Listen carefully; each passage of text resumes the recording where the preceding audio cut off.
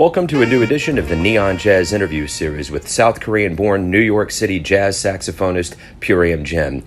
She talked about her debut album titled The Real Blue with Cellar Live that came out to the world on June 7, 2019 with an all-star lineup. She fell in love with jazz early on in her life and relocated to New York in the summer of 2018 after spending a year in Charlottesville, Virginia. She was selected as a rising star by the Korean jazz magazine Jazz People in the year 2012, and this new album is a testament to her strong sound and growth in the jazz world. So get to know her and dig this interview, my friends. Thank you for taking a minute out for Neon Jazz today. I appreciate it. Thank you so much for this opportunity. I'm so excited. Yeah. Well, I got to tell you, when I got the CD, I always put it in my CD player in the car and drive around. It's the best way to listen to it, and I've really, really enjoyed this album, The Real Blue. Thank you so much. Yeah. Absolutely. Yeah. Thank you. Tell me about kind of your vision for this project. What do you want to have happen with this?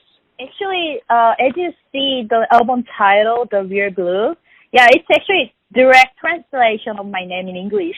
That means I want to, express myself, all my stories and music, and, just express my music to the world.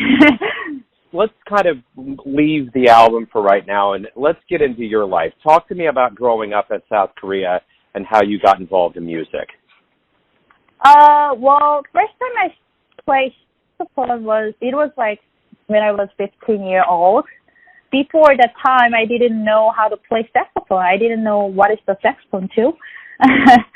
But I got the chance to, listening female high school band at some day, and I just shocked how to play the music, by female musicians, and such a young musicians too. So just shocked and then very impressed. So I just go back home and I ask my parents, can I play music?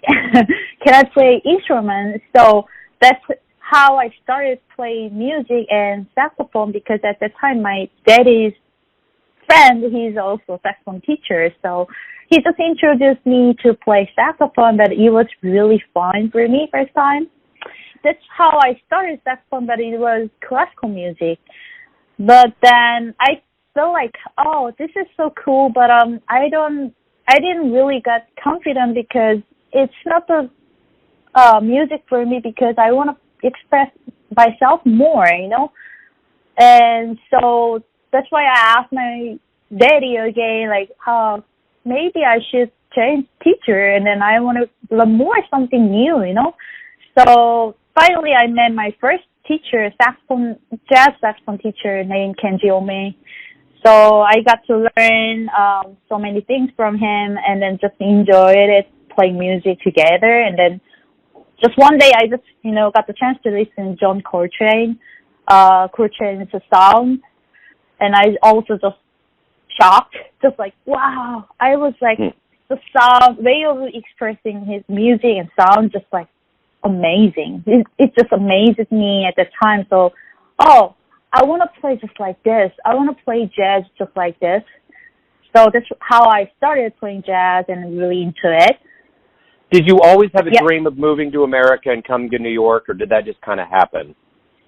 Yeah, I mean, I think for a jazz musician, New York City is kind of a dream, dream stage. You can, want to play. I've been here actually already 4 years, and I decided to study actually more. So I went to MSM, Manhattan School of Music, learning for some, cool music with great teachers. Yeah, it was really went well because I got to learn so many great things, also like composition stuff, and then, it just opened my mind how to approach music more deep, and also more, new concept I want to, think about more. Cool. So this is your very first release. It has to be a big relief for you to have your first album out. Yeah. how does it feel though? How, beyond being relieved, how does it feel to put all of this work into your life as a musician and finally have a CD to put out for people? First thing is I'm so happy to, release my album out right now. And just like, it was really actually great actually working with these musicians on my record too. So from here, what do you see your future? What do you want to see happen from here? Yeah, as a musician, so I want to make more projects, and I want to play actually more on many places, and then through the other projects, I want to also put my writing or composition things on the other, different setups. So that means I want to make broad my music, spectrums. Also, and then actually through the scene, there's so many great musicians here in New York City, and then, I want to just go play and then just want to learn more things to do. But basically, I want to keep playing music and then want to keep my project going on. And, What was one of the first live jazz shows that you ever saw that really inspired you? Well, there's just so many actually, but yeah, actually, I want to talk. There's so many shows I really inspired, but I want to definitely say something in New York City, and first thing because the reason why I moved to New York City, I want to also play in different groups, just like big band or like kind of large ensemble, so that I try to see many different groups as well. So I remember Christian McBride Big Band, that was really fun for me.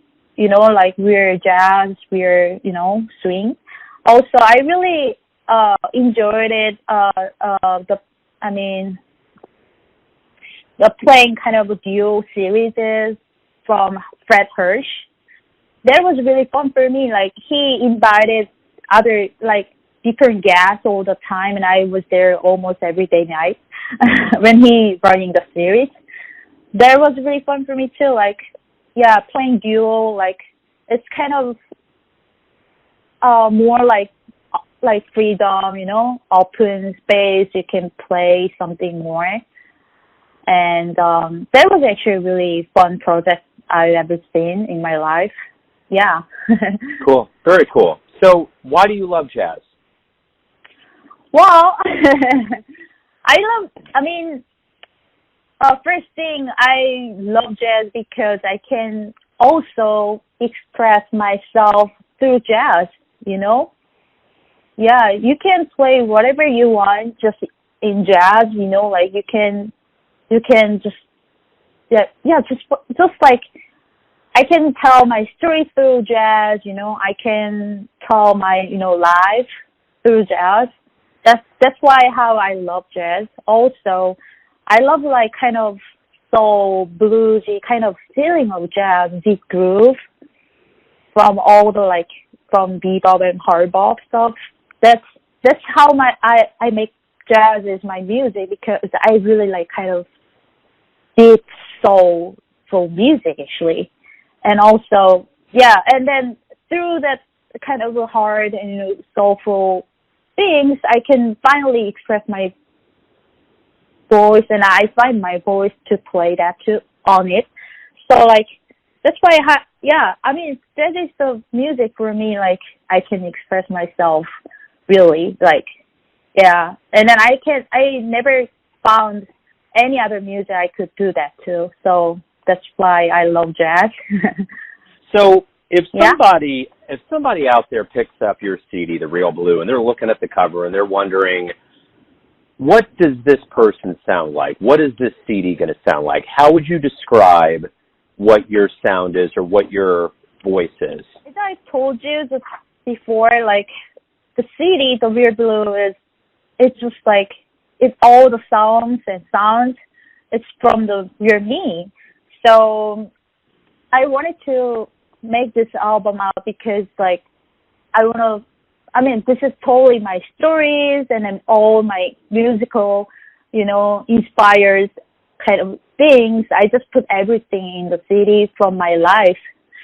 So I just want to let people like who I am through the CD. Yeah, that's beautiful. Thank you for taking some time out to talk about your life and jazz, what's going on, the new album, and good luck with everything. Thank you so much. That was really fun. Thanks for listening and tuning in to another Neon Jazz interview, where we give you a bit of insight into the finest players in South Korea, New York City, Kansas City, and spots all over the world, giving fans all that jazz. And thanks to her for her time, honesty, and stories. If you want to hear more interviews, go to Famous Interviews with Joe Domino on the iTunes Store. Visit neonjazz at youtube.com. And for everything Neon Jazz, go to the neonjazz.blogspot.com. Until next time, enjoy the jazz, my friends.